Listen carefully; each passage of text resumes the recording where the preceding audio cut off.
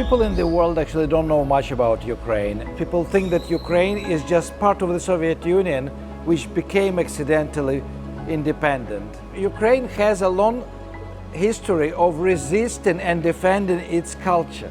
Ukrainians were always dreaming of independence, but it was very difficult to achieve it because Ukraine was always between Austrian-Hungarian Empire and Russian Empire.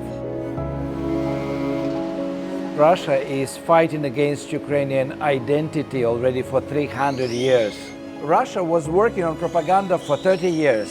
Ukrainians never cared. This was a big mistake. Ukraine had to promote itself because the Ukrainian culture is a rich culture coming from 15th, 16th century. The history of the war against Ukrainian culture is practically the history of Russian-Ukrainian relations.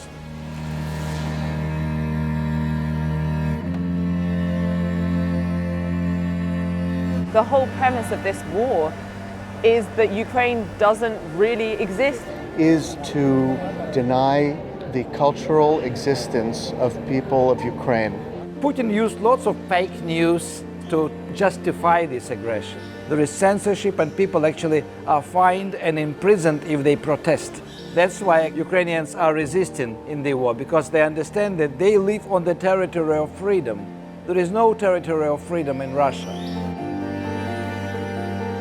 It's vitally important that people around the world understand what's happening in Ukraine and that they hear from Ukrainians themselves. The creative people in the society are the bearers of that culture which is explicitly threatened by the war. To be free is more important than to be rich. And this is the main difference between Russians and Ukrainians. Russians prefer stability.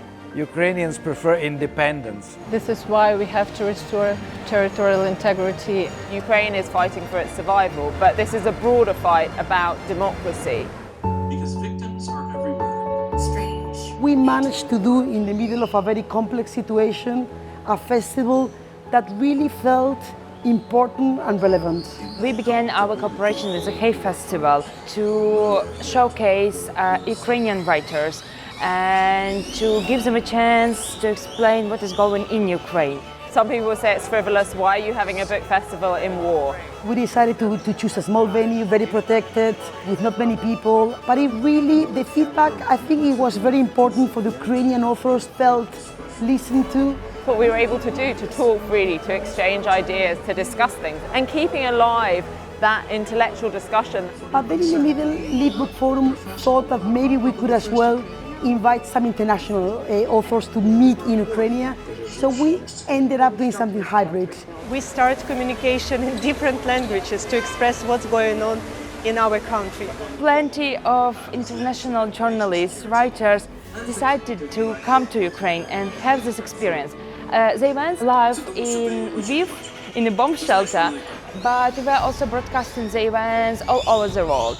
As a result, a lot of writers has written pieces about Ukraine. Writers whose cultures threatened existentially by this war with their audiences around the world. Ukrainians were fantastic, and we managed to stream that live to millions of people. Our strategy was to take that conversation far beyond Ukraine. We reach around 3 million people in 103 countries, but it was possible only because of the support of Hay Festivals, Open Society Foundation and British Council. We gathered together to think in public, what can we do to change the situation and what can we do to protect people from the future invasions and from the future wars. We did a great impact on people all around the world. Once we did Lviv, our idea was to do something sustainable for the future. Open Society suggested us to take Ukrainian talent across the Hay Festivals. We are here now in Cartagena, but we will go to Mexico, Peru, Wales, Hong Kong, Ghana, India. So far has been fantastic. It's exciting to see on the streets a campaign called Aguanta Ucrania, which is a campaign of solidarity. Hashtag Aguanta Ucrania. Resist Ukraine. Having real Ukrainians telling Colombians, telling Latin Americans what's going on is essential.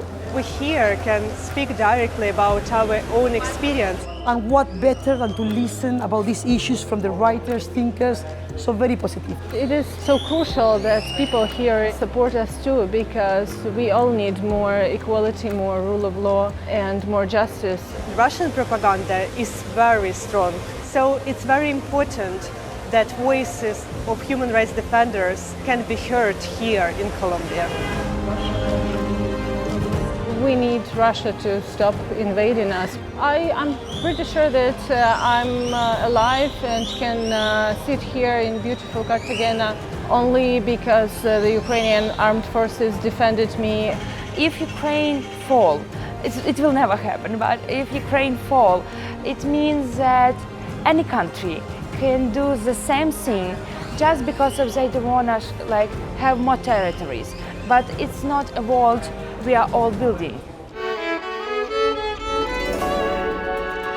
I think more than ever it's important to create these spaces, to maintain them, and to keep the conversation going. We live in a very interconnected world, and something which happens in one country, even far from away, can have a huge impact to the countries in other continents. In our interconnected world, only spread of freedom make our world safer.